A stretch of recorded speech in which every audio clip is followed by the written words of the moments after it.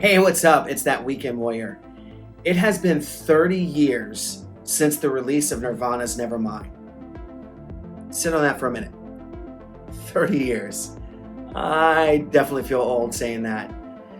But what I wanted to do is I wanted to talk about what that record meant for me. I'm a big audiophile. My wife and I collect a lot of records. And this was one that when it came out, I remember first hearing Smells Like Teen Spirit. I remember seeing those music videos. I remember just what that time was like. And in honor of this record, I wanted to talk about why it mattered. Specifically, why it mattered to me.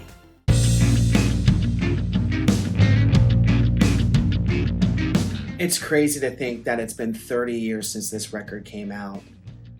There's so much about the record I could talk about, but I'm not going to talk about the recording process in detail. There's a ton of videos on YouTube and other streaming services about how the band formed, how Dave joined the band, about Butch Vig's production and just all that process. One of the things that always stood out with me was the recording of Something in the Way. Apparently they weren't getting the sound that Kurt was hearing. And so he just grabbed an acoustic in the control room and started slowly playing and singing the song. And Butch decided to just mic him up and record it right there. And so it's really neat. So definitely go check all those out. But what I want to talk about is when I first heard Nirvana. I still remember the first time I heard Smells Like Teen Spirit and getting home from school and turning on MTV and seeing that music video and being like, what is this? Holy cow. This felt like it was mine. It was the first thing that I had discovered that wasn't like my brothers or sisters or my cousin Matt, who got me into a lot of punk rock bands, saying, hey, check this out. This was the first thing that I could own. And after hearing that song, of course, I want to hear more. I want to hear the rest of this CD. And as a whole, it's just 12 songs of awesomeness. In my opinion, of course. The first one I really grabbed onto, as I would say, this is my favorite off of Nevermind, was Lithium. I just love the song. I love the guitar tone. I love the energy with it. I just thought it was a really cool song. And then it went into Breed, and I liked the anger and how fast it was. Drain You, another great one. But as a whole, it's so hard to pick a single song for me. Even the bonus track, Endless Nameless, it just was a great album. So as an entire piece of work, I can't pick a single song that is my favorite out of all of them. It's one of those, I put the record on, I immediately remember where I was when I first heard them. I immediately remember those feelings of this is my thing. And I have so much nostalgia for it. Nevermind, to me, is one of the most perfect records out there.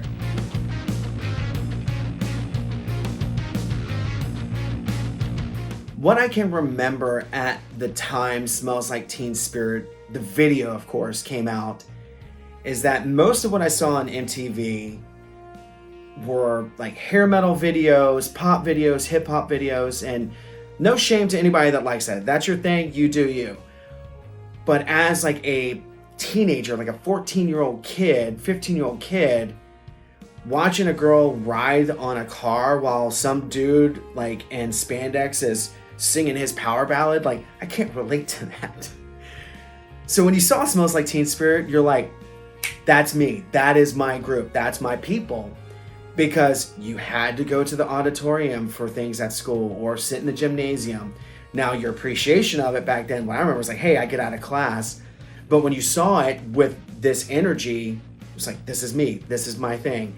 And so it changed everything. It changed the dynamic. Again, this is all opinion, but I felt like that video just shifted everything what MTV was putting out.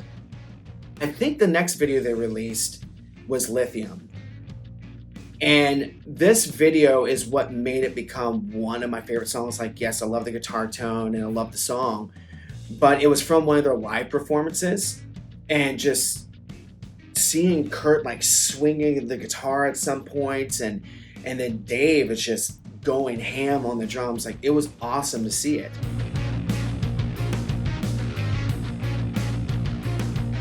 Now let's talk about some of the TV live performances. The first one that I'm going to talk about is the MTV Music Awards. I think this was like 93 or 94 where they played Lithium. And it was awesome to see it, you know, and hear them live because I was young. I couldn't go to those concerts. But the other thing that I thought was great is just their movement on stage. They weren't just standing there. But I will never, ever forget seeing Chris throw the bass up in the air, completely miss it, and hit himself in the head. But one of my favorite TV performances was on a VHS that my brother got me. And it was from them at the Jonathan Ross show in Europe. And they were supposed to come out and play Lithium. And they said, nope, we're going to play Territorial Pissings. They were on tour and they were supposed to play this song that was the popular song at that time. They're like, nah, we're going to do what we want. And we're going to be extremely loud. They demolished the stage, which they did after every show. I have no idea what their music equipment bill was like or how frustrated their techs would be at the end of their sets. But they just left this massive wall of sound and feedback. And just like that, everyone decided to start wearing flannel and ripped jeans, myself included. What was cool about it, though, is I met other people like me. I met my people in high school, those that like music and they like the things that I did. It also introduced me more into the punk and DIY realm. Music journey-wise, as becoming a collector, this kind of started with Nirvana. This was the first time that I was paying attention to the liner notes of like seeing the bands that they thanked, and you'd write them down, and I'd ask my parents like, hey, can we go to the record store because I want to see if they have these bands.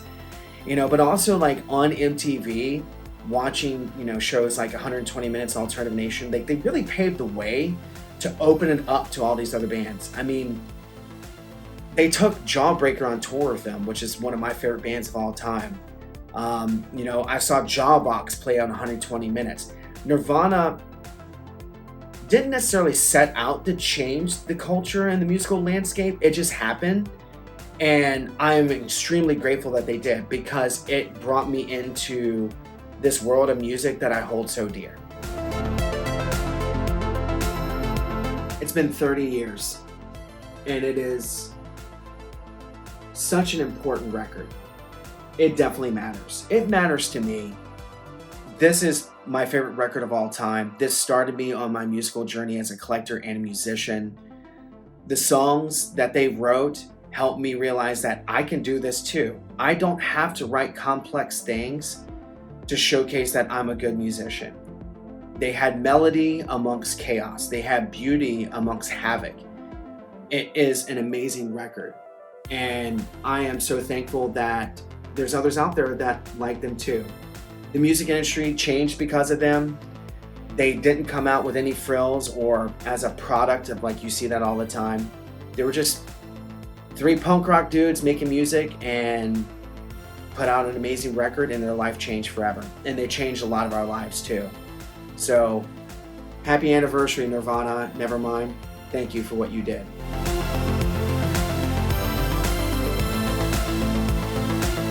So what are your thoughts on Nirvana? Are you a fan? What's your favorite record? What's your favorite song? Let me know in the comments. I would love to hear all your stories. Also, check the description because I have some links to some of their live performances, as well as my information as a Super 7 affiliate.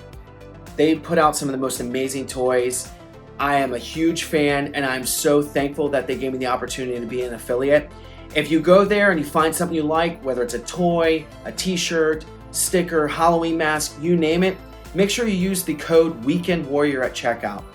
Thank you all so much for watching. I really do appreciate it. If you haven't yet, please click that subscribe button as well as the bell to get notified when I drop new content. Until next time, be good.